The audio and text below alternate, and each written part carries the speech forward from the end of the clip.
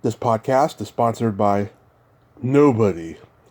Hey dudes, welcome to Splat from the Past, the only 80s themed horror sci-fi show where things can get totally radical. Now today, I will be welcoming a very talented screenwriter and novelist, and I am talking about Laurice E. Molinari. She wrote the 1991 extremely entertaining, extremely poignant coming-of-age classic, My Girl. The classic movie with Anna Klumsky, Macaulay Culkin, Jamie Lee Curtis, Dan Aykroyd. Great movie. It celebrates its 30th anniversary today. She also wrote the first Brady Bunch movie in 1995. It's funny how she wrote two movies that became extremely successful but did not write the two sequels. We're going to talk about all of that stuff today, and then we're going to talk about her transition into novel writing. She wrote the Ether series. We're going to talk about that. She also wrote the Amazing Panda Adventure and Gladiformers and all of that too, and we're going to get into that as well. And it's going to be a great conversation, I think. I love talking to writers and getting inside their head to talk about the writing process. So it'll be an entertaining talk today. So yeah, here is my interview with Laurice E. Molinari. Hey Laurice, welcome to the show. How are you this morning? Great. How are you doing? I am just spectacular. Thank you for taking the time today. This is a great honor. Oh, thank you. Thanks for having me. My pleasure. So, going back in time, were you a born writer? Did you gravitate toward writing early on in your childhood? I did. I was always a little storyteller when I was a little kid, and then writing poetry as a little kid. So, yeah, it was sort of always there. Yeah. And plus, there was a fascination with television, too. I was obsessed with TV. Yeah. What kind of shows did you watch? Oh, obviously the Brady Bunch, Partridge Family, just shows like that, the kids shows. Yeah, the fluff shows, as they call them. Yeah, Saturday morning cartoons. That's all we had back then. We didn't have Nickelodeon. Yeah. Were there any movies or books that influenced you growing up? Uh, as far as movies go, I didn't see a lot of movies as a kid because I grew up in the country. Mm-hmm. So it really was more television. It was shows like, I loved like Little House on the Prairie. Right. That was one of my favorite shows. Not necessarily so much movies. It was really more television. And I wasn't actually a reader when I was a little kid. Didn't like reading. That developed more, I'd have to say college, really. Didn't even enjoy reading in high school. It was college where I discovered books. Where you were growing up, they didn't have like the $1 Million Movie or the Late Show on TV? Yeah, we did. I do remember some of those. But really, it was TV shows that really influenced me. Nice. So, where are you from originally? Pennsylvania, Spring Grove, Pennsylvania. Nice. And were there any writers when you eventually did start reading? Like, were there any writers that influenced you? Well, honestly, the book that really just inspired me was To Kill a Mockingbird. We had to read it in college, and from then on, I just became a reader. That really, Harper Lee did everything, turned it around for me. And as far as actually screenplays, a big fan of Horton Foote and all his writings. Oh yeah, The Trip to Bountiful. Oh. Yeah, it's one of my favorite movies. Yeah. Oh, that's a great movie. And Geraldine Page. Oh God. Yeah, Geraldine Page, and he did the screenplay for To Kill a Mockingbird and Tender Mercies. He was fantastic. I really loved his stuff because it was all about characters. Yeah, it's character driven.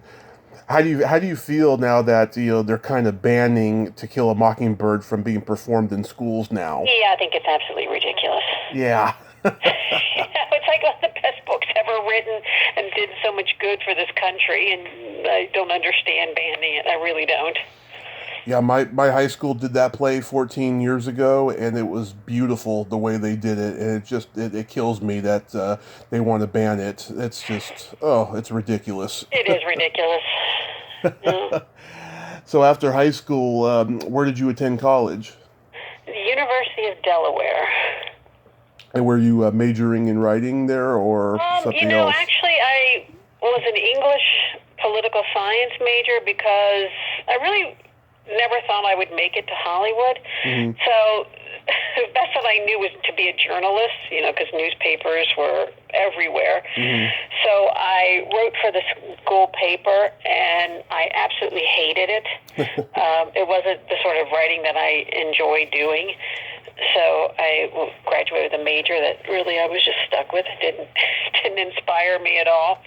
But then right after college, well, about a year after college, I got a job as an NBC page in New York. And that's where I really started, falling into the business at that point. NBC page in New York, wow. Was that at the time that, Tom Snyder, David Letterman was on the air? I worked on the Letterman Show and Saturday Night Live.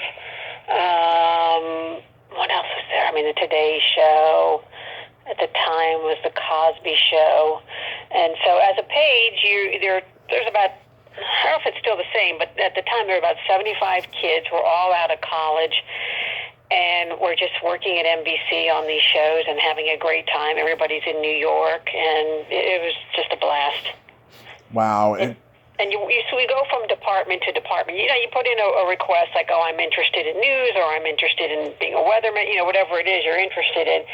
So I wound up working on the Letterman Show for a while. You're doing grunt work. You're seating the audience and just greeting celebrities when they arrive to be on the show. Right. But I got to know the writers there, and they sort of began to mentor me, mm-hmm. and I would write for them, and they would critique it, and so it was just really my first exposure. And then I entered a writing contest, because every year they used to have a writing contest, local NBC writing contest, and if you won, they would get you an agent. And I didn't win, but I was a writer up. Well, I guess I was second or third place. I can't remember now. Mm-hmm. So I was a runner-up for it, and then I submitted that screenplay or teleplay to film schools, and then I got accepted at the American Film Institute, and that's what brought me out to Hollywood. At the AFI, wow. Yeah, at AFI. How was that experience at the AFI? It was very interesting because, like I said, I grew up on television, not film, and everybody, I got accepted into the film program, so it was a quick learning curve. So I used to actually go to the library and just read screenplays and watch movies to sort of get caught up on everything. And when I was there, it's a 2-year program to get a master's, but the first year you have to finish a screenplay. Mm-hmm. So I kept putting it off. I didn't know what I was going to do, and then I wound up writing My Girl. Well, it was called Born Jaundice, but at the time, and that was my film that I had to write to turn in, to finish the first year of film school. And then from there, I had a roommate who was an assistant at Geffen Films, who then gave it to an agent who got me, took me on as a writer, and then sold My Girl the summer in between the 2 years at AFI, and then it got greenlit that same summer, so I just became a working writer really quickly at that point. So did it begin as a development deal for Geffen Pictures? No, she just worked for Geffen Pictures. She just had contacts as agents, so it had nothing to do with Geffen Pictures. She got me an agent who then gave it to her husband, who wound up becoming Howard Zeev, who became the director of My Girl. And he had a deal at Imagine Films, and they bought the screenplay. They gave him 24 hours, to consider it to buy it, and so they bought it within the 24 hours. And then just a few weeks later, it got greenlit by Columbia, so it was fast. Wow, that's amazing. What's the genesis of My Girl? Is it autobiographical? No, the story is not at all. I did not grow up in a funeral home, thank God. But, you know, a lot of the things that Veda thought and feels and does, I did as a child. Mm-hmm. But the actual story and, you know, characters were not autobiographical at all. You didn't take a creative writing class because you had a crush on the teacher? Oh, that I did do that. Yeah, that I did do. Yeah. I didn't have a crush on the teacher. I mean, I did have a crush on a teacher. not that teacher, but yes. I did take a creative writing class. So, yeah, it's, you know, the actual plot. Did I lose a friend to bee stings? No. Did I grow up in a funeral home? No. You know, I had two parents and siblings, all that, but it just doesn't, you know, like I say, the things that Veda thought as a child and did, I did too. Well, how did you come up with the funeral home thing? Because whenever I think about it, you know, I think about Harold and Maude. Were you influenced by that movie at all? I was aware of it. I did see Harold and Maude. Not really, but the whole funeral thing was because I grew up in small towns, and, you know, I had a friend who's, you know, they ran the local funeral home. She lived in a funeral home. Mm-hmm. You know, every day after school she went home and there was, you know, dead bodies in the basement. And that's where I first became sort of interested and intrigued with the idea of it. Because I just remember asking her, how do you do that? How do you live there? And her answer was, well, they felt that they were doing a religious service, you know, by taking care of these bodies and these people who have died. And that's sort of what got me thinking about setting it in a funeral home and how a child would have to try and understand that, what it's like to have these dead bodies in your basement and just be surrounded by death all the time. How do you live? You know, how do you enjoy life? And that's where the idea came from. Mm-hmm. Is Thomas J. based on a boy you knew? No. Were you at least satisfied with Macaulay Culkin's portrayal? Yeah, he was so cute. How could you not be? He was just an adorable little kid. I mean, when I wrote it, I had no idea they would cast Macaulay Culkin. And, you know, a lot of people were upset because it was his next movie after Home Alone, and a lot of people were surprised that he died in it because they took their kids to go see it, and they were expecting another Home Alone fun movie, and, you know, that didn't work out like that. Yeah. I think he did great though, and Anna Klumsky, she is Veda. I mean, she's so right on with the amount of innocence and empathy that she exudes in that role. Yeah, and I think that was her first real role. I mean, she had done some stage work, but that was her first feature. Yeah, she was great. Mm-hmm. And I think Dan Aykroyd, he was an interesting choice as the dad, but you know, he was coming off of Driving Miss Daisy, which was his first like real dramatic role, which he got an Academy Award nomination for. Yeah, he was. I mean, I remember the studio wanted John Ritter actually at that. Really? Yeah. He would have been a good choice. He was good too. Yeah, he would have been. Yeah. Wow. That is something. It's pretty different, but yeah, they did. So. Were you on set a lot? Not a lot. No, I went down to Florida for a few days, but that was it. Mm-hmm. What was the energy like? You know, there was a good energy to it. Everyone seemed kind of happy to be there, and I was there when they were filming, like the carnival scenes, a lot of the outdoor stuff. So, you know, it was fun. You had a carnival right there. You could just go on the rides and do whatever you wanted. The kids were, you know, having a great time. Yeah, so everyone got along on set. Yeah, everybody did. That's good.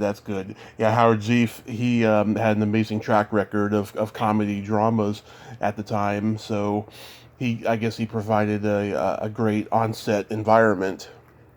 Yeah, he seemed to. I mean, he'd got his start in commercials and segued over into films, and so a great transition. And Jamie Lee Curtis, you know, she's known for playing street smart characters, but here, you know, she's kind of a free spirit hippie and motherly figure. You know, I think she should have gotten an Oscar nomination for it. Yeah, I think she should have too. I thought she was great. You know, I really thought she pulled it off. I mean, almost better than anyone. I thought her performance was just amazing in My Girl. Mm-hmm, absolutely. Now, here's a question I've been wondering for many years. Where did the name Sultan Fuss come from? I just knew somebody with the last name. That's it. And same with Veda. There was a kid in elementary school, and her name was Veda. So I just wanted to come up with sort of an unusual name. Because I grew up with an unusual name, and so, just kind of, I wanted someone else to have an unusual name, too. Yeah, I've never known anyone with that name, and I remember when I was in high school, I told someone that I had a girlfriend, and they were like, "What's her name?" And first name I came up with was Valerie Sultan Fuss, and she was like, "Sultan Fuss, where do I know that name from?" It's a real name. Yeah. But yeah, like I said, I've never known anyone with that name though, so that's why I was wondering. Where did the bee's death come from? Because I'll tell you that the first time I saw that, it saddened me so much. Like for years, I would not watch the ending of the movie. It's funny because I was just watching it with my daughter. Like a week ago, we were watching My Girl. She wanted to watch it with me. Mm-hmm. She's in college, and when it got to that scene, she just turned to me and she just said, "I hate you." I'm like, "I'm sorry. I didn't know it was going to be cute little Macaulay." But just growing up in the countryside, we were always aware of bees and ticks, and every night we would check. My mother would check us to see if we had any ticks on us, but Right. we were always afraid of the bees. We'd always be finding beehives, and some kids were allergic to bees, and we had to be aware of that. And we had heard a story about some kid who had died, who got stung by a lot of bees, and I think the idea of that just always terrified me. Mm-hmm. And, I just thought that that's a way a child could die. It just playing outside and get stung by bees, and so that's where that came from. Yeah, I mean, the way it was pulled off on film, it's so heartbreaking and so realistic looking too. Yeah. I know when they shot that, I mean, that's really Macaulay was surrounded by bees, and they had to test him to make sure he wasn't allergic first. But yeah, he's gutsy to do that. I wouldn't have done it. I've been too scared. Did anything in the movie get cut out? I mean, was it filmed? Oh, yeah. It wasn't filmed the way you wanted it to be? Yes and no. I mean, my script was darker than what the movie turned out to be. And there were some emotional scenes that, I just put my heart and soul in, and they didn't make it. Some things just got cut. And, especially after Thomas J. died, it got pretty real quickly. And Veda, it was more Veda at that point absolutely hating her father. Yeah. And telling him that, and all those years of where he's been ignoring her, and come to surface, and they thought it was a little too heavy, and so some of those scenes didn't make it, which disappointed me. Oh, that's sad. Yeah. So, did they ask you to write the sequel? They did. Mm-hmm. I did not. Yeah. I felt it's over. It's done. I don't think there should have been a sequel, but Yeah. it's just not that kind of movie. Yeah, I mean, I liked the sequel, but it was unnecessary, I felt. Yeah. And, I thought it was quite disturbing that they had Veda had a crush on her soon-to-be, cousin through marriage, Yeah. That was just strange, Yeah. So, you did the Brady Bunch movie. How did that come to you? And you must have been excited. Oh, yes.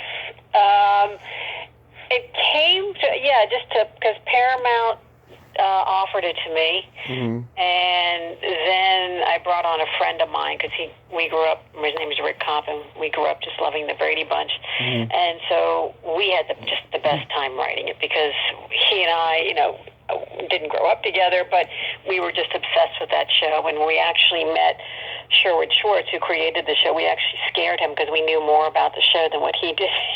We could name every little thing that ever happened in that show. Yeah. So at this time, there was a lot of remakes of shows. There was, the Beverly Hillbillies. There was the Little Rascals. There was all Yeah, I these, remember the Addams Family the too. Addams Family. Yeah, all these shows, and you take these families from the past and putting them into the present, and then hilarious things happen. Is that what they told you? They wanted you to take the Brady Bunch and put them in the '90s. No, that was our idea, and that's because Sherwood Schwartz and his son had written Hmm. a feature, a screenplay for a feature, and it just didn't work. It was something like the Brady's. I can't remember. It was just two prisoners escape from prison and hold the Brady's hostage for a weekend or something in their house, and that's not really what the show was all about. So once we came up with the idea of let's just take the Brady's and put them in the '90s, it came together. I mean, Rick and I actually wrote the script in 10 days, and even before we had the deal, we had the script finished. Hmm. We were so excited about it, and then we had to sit on it for a month or two to act like we were really working hard on it. But it was done by then. My dad took me to see the movie, and we loved it. We still do. I mean, there's so many great jokes in there. Like Marsha's best friend being a lesbian that has a crush on her. Yeah, they're just clueless to everything going on. I actually liked our script better than the movie. Yeah. I felt like the script worked better than the movie, but the movie it turned out okay though. Yeah, and David Graff, who plays Sam the Butcher, his widow Kathy is a friend of mine, and she told me, he could not wait to do the scene, where he comes into the kitchen after having sex with Alice and saying that he was delivering some meat. Well, we wrote a scene actually, but I really was upset that it never got in. Because at the time, Roseanne was the biggest show Yeah. on TV, and Roseanne comes to the house and meets Carol Brady, and I wish they had filmed that scene. It Oh, was so good, because at the time, the modern mom with Carol Brady, and the whole difference in parenting at that point. oh, that would have been great. Oh God, that should have been Yeah, there were filmed. just scenes like that that just did not make it, and we're like, oh no. Wow. Betty Thomas directed. Were you on set for that movie? Not really, no. No, I mean at the very end a little bit, but no, not too much.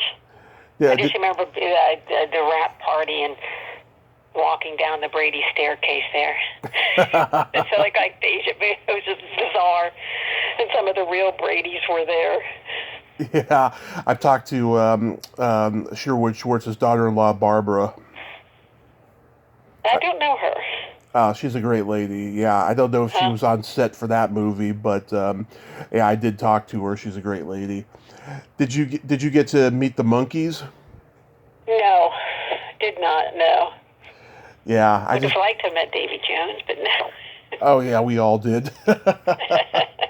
I just did a tribute to the monkeys last week for the Oh, really? 55th anniversary. Yeah, I can't believe they've been around that long. Wow. Yeah, they're on their last tour now with just the two of them. There's only two left. Yeah, just Michael Nesmith and Mickey Dolenz. Oh, so Davy Jones died? He died in 2012. Oh, that's sad. I guess I knew that. I forgot, maybe. Oh. I know, right? I mean, he's so iconic, you forget that he's gone. Yeah. So was that the same situation as for the sequel with My Girl? Like, Yes. yeah. Yeah. So you said no, I'm not going to do the sequel. Yeah, I just wasn't interested in it. I'd moved on to other projects at that point. Yeah, I mean, I like the second one, right? But the first one I feel is better. And oh my God, every time you decide not to do a sequel, the sequel has some kind of incest thing going on. Because in the second one, Greg and Marcia are secretly crushing on each other. Yes, there will be no incest in my scripts. Yeah. What are your favorite episodes of the Brady Bunch? I loved when they went to Hawaii. I think that was a 3-parter. Yeah. I thought that was just great. When they find the tiki doll. Yeah, I loved that one. And then I remember the silver platters. I thought the music was just outstanding at the time. Yeah. Although I can still hum along to it now. I think those are my favorite episodes. Yeah, mine are the absolute classics. Marcia, her nose with the football. Oh yeah, oh my nose. Marcia dating the rival football team who's stealing Greg's playbook. Yeah. The one where Jan makes all these promises to get elected most popular girl, and she doesn't come through with them. Oh yeah, I remember that one. A lot of those. The only ones I didn't care for was I guess the final season when Cousin Oliver showed up. Then it's just like, all right, it's time to go. Oh, I've interviewed Cousin Oliver. He's a trip. He has a frequency that he operates at. He has nothing. Cousin Oliver. He has nothing but good things to say about being on that show, though. Mm-hmm. So, what's the genesis behind the Amazing Panda Adventure? I was just brought on to rewrite. Mm-hmm. It was not my original idea at all. They just needed someone to rewrite it. And so I worked with the director, Chris Kane, and, rewrote the script. And when it came time to shoot, I know they were shooting somewhere, Chengdu, I believe, somewhere in the middle of China. And they wanted me to go with them, and no. I was not going to go to the middle of China. It was pretty rough at that point, and I know the director's wife, after a couple of days, just had to leave. It was too rough shooting out there. Were you just afraid that you weren't going to come back? Yeah, and I had been to China on my own years before, and I just once one and done. It was enough for me. Wow. And they were telling me these stories. I think it was called the 3-step snake. They had snakes there. If it bit you, got 3 steps before you die. I think I'll stay home. Yeah, I think you dodged the bullet there. Yeah. And then you do Gladiformers. How did that come to you? Which one? Gladiformers? Wait, what was that? Here, let me look. Let me see here. This is one of the more recent credits that I saw on your thing here. Unless they had you mixed up with another writer. Yeah, I don't know what that is. Yeah. Okay. So what made you start writing novels? I just wanted to explore the medium because with a screenplay, you're just very limited. Mm-hmm. You have 110 pages to say all you have to say, and that's it, and you're done.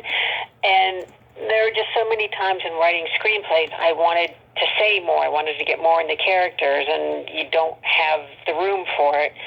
So I just started writing a novel, and I came up with this idea.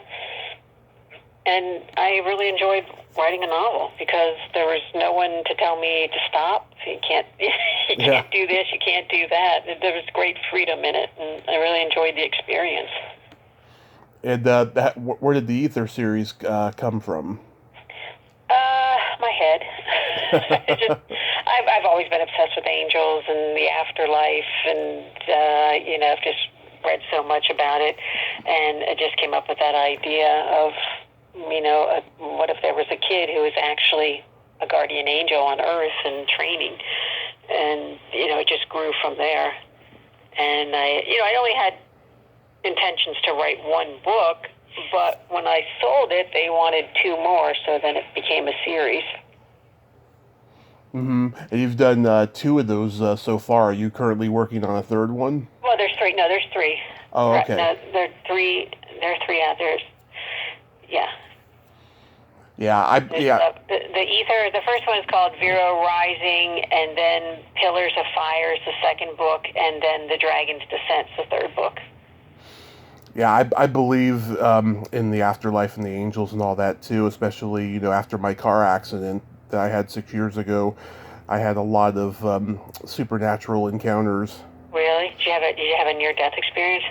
Yeah, I broke my leg in 7 places, had my sternum crushed, I broke my hand, had a mild heart attack, just a lot of horrible stuff. I was in a coma for 30 days. Oh my God. Do you remember anything from the coma when you were in there? Little teeny tiny things, like I remember just laying there, and my mind is still working and going, why am I not waking up? And it felt like that I was getting up every day and just doing my normal routine on one hand, but on the other hand, it was like, what's going on here? And I mean, I pulled through, and here I am. I mean, if that hadn't happened, I wouldn't be doing a podcast now. Mm-hmm. It was just very. Are you fully recovered? Somewhat. I got pretty bad arthritis in my leg. It'll always be there, Mm-hmm. And right now, I'm just in the middle of losing weight. I gained a lot of weight. This is not good when you have a stent in your heart. So I'm trying to get through that. But for the most part, yeah, I can do anything right now. Oh.